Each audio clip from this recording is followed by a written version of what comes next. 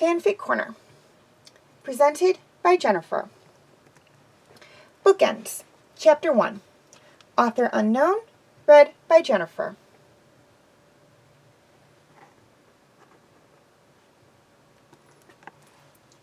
Traveling through space again. Mission-oriented work again. Keenan found himself with a means and a method similar to what he had in past lives when he called himself Caleb. But in the decade or so that had passed, nearly everything had changed. Before, he had the crutch of alcohol and mind-numbing physical labor to distract him from those unhappy memories. Now his diversions came from a different source. When Keenan had met the ghost for the first time, the smile didn't leave his face for a few days. Nothing made him happier than the mysterious ship he had finally seen after days of teasing and hints from Hera. He had a similar shift in mood when he met her for the first time too. She made him smile, but the dire circumstances that brought her into his life made it hard to hold on to a happy thought for more than a few minutes. Something was always blowing up, someone was always shooting a blaster, or someone was always stirring up some kind of trouble that would spur the pair into action. It was hard to have a meaningful relationship when you're both constantly running for your lives. Life out in open space for nearly a quarter of a cycle was surprisingly more peaceful than the rabble and villainy he left on Cinda. Keenan and Hera had some brushes with danger since they teamed up on the Ghost. Of course, Freedom Fighter wasn't a job title for the faint of heart.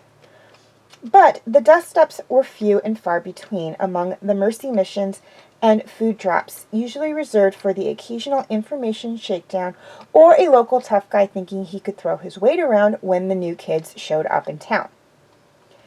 Hera brought color into Keenan's life. He saw the galaxy once again, even as their travels were limited to the outer rim worlds with little time or resources budgeted for anything other than work. And he saw her every day on their ship. Our ship, as he began to think of the Ghost.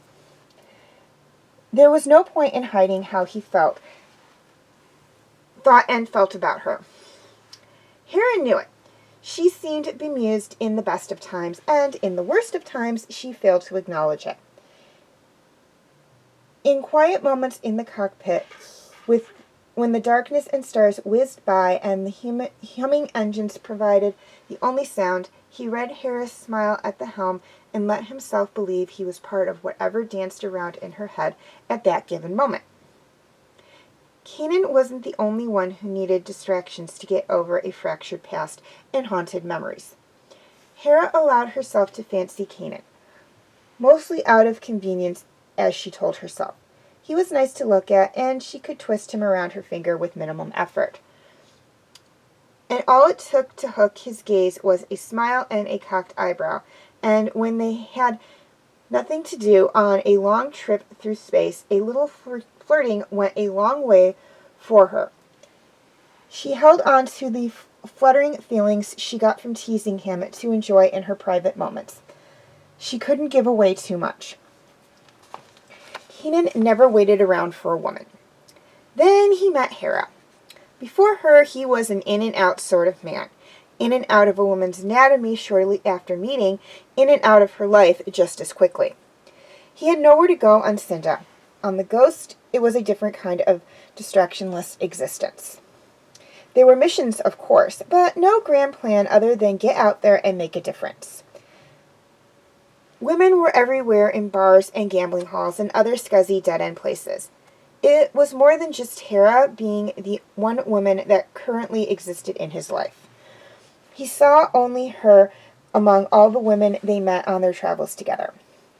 No one else could come close in his eyes. So it went for weeks. Hints of what could be between them. Glances and butterflies and banter that sizzled with clandestine sexual energy between the lines. The galaxy's longest foreplay session would have given the average man difficulties to last a lifetime. Keenan thanked his Jedi training for a few things.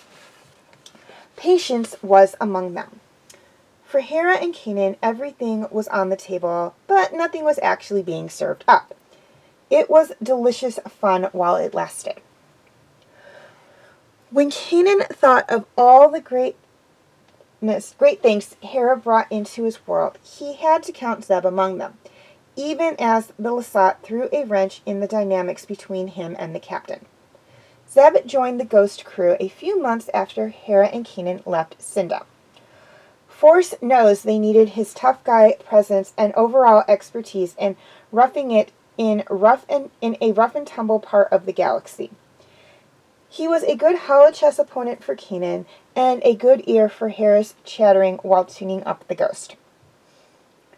Zeb made Hera and Kanan painfully aware of all the little flirtations they indulged when they could get away with such things.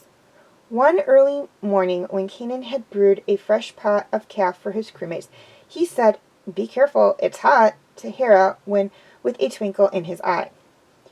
She closed her eyes and breathed in the steam rising from the cup Kanan had handed her. "Thanks, but I can handle it," she said.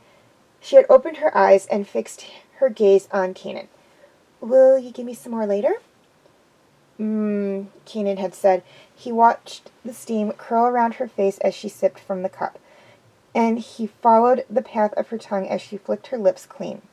"Is it good?" "Hey, pour me some, will ya?" Zeb had shoved his mug at Kanan. "I'm half asleep over here." Kanan gaped at him. "Are you awake?" Zeb had asked him after a few beats of Kanan's standing in flustered, motionless silence. "Less talk and more pouring." Instead of blushing with desire at Kanan's breakfast double entrees,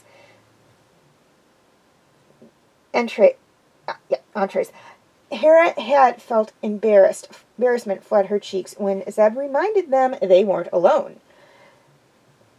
She downed her calf and sprang up from her chair. "Good morning," she said to Kanan and Zeb. "It's time to get to work." She fled to the cockpit, not turning around lest she reveal her still red face and nearly scalded mouth from drinking too much hot calf too fast. Ever since the breakfast incident, Hera couldn't hold Kanan's gaze. Bringing Zeb on the crew brought a realization crashing down to the ground for her. She couldn't have her cake and eat it too. It was easy to get lost in Kanan's blue eyes for a few minutes, but now that they would never truly be alone again, something deep inside made her hit the brakes hard on frivolity. She had her mission, but for now that was all she could allow herself to have.